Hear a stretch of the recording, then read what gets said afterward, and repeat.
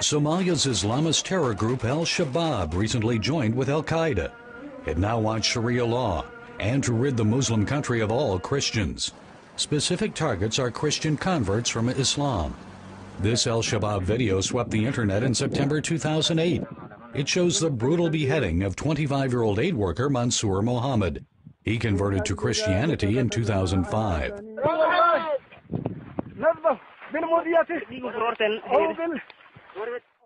1 year ago, this Muslim convert to Christianity was awakened in his home by Al-Shabab soldiers. We agreed to protect his identity and give him a different name, Abdi.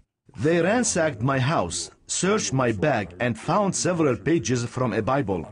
They had crosses on them. Abdi was taken away, imprisoned, and tortured. Tell me what they then did to you and what they said to you.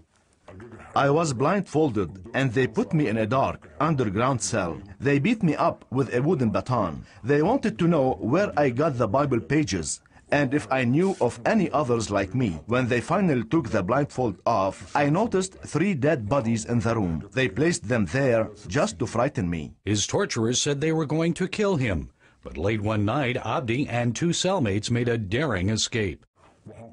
The guards thought they had locked our cell door, but it wasn't locked. We opened it, ran to the wall, and started climbing.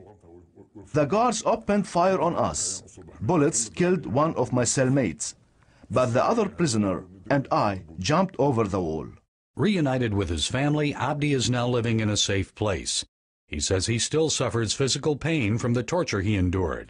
Spiritually, he feels closer to God. I was happy to go through all this because now I'm stronger spiritually. People prayed for me to escape.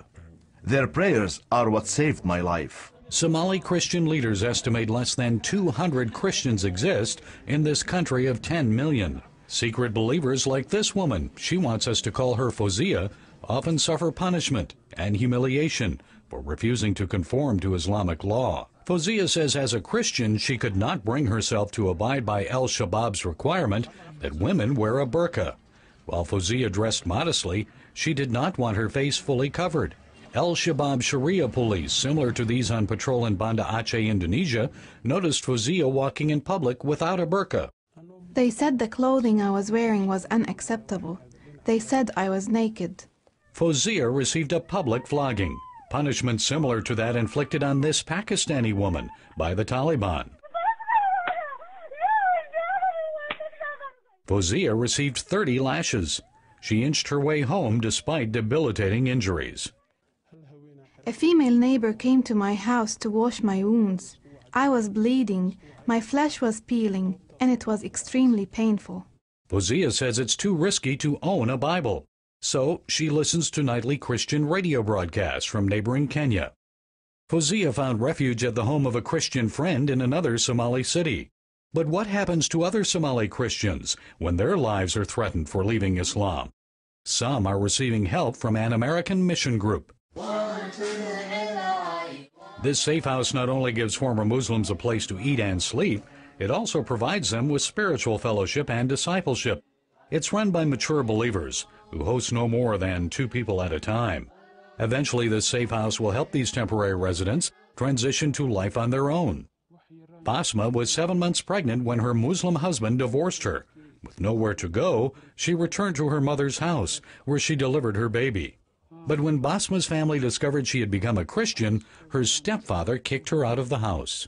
He said I was infecting the entire household, and he threatened to kill me if I didn't leave. Basma was forced to live on the street with her infant until a VOM worker met her and offered her refuge at the safe house. I was praying that God would give me a house where I could sleep. This is a very good house, a house of worship, a house of God. He answered my prayers. Fozia and other Somali Christians are praying for a better life, one free from the oppression of Al-Shabab and other Islamists. Pray that we Somali believers will live our lives closer to the kingdom of God.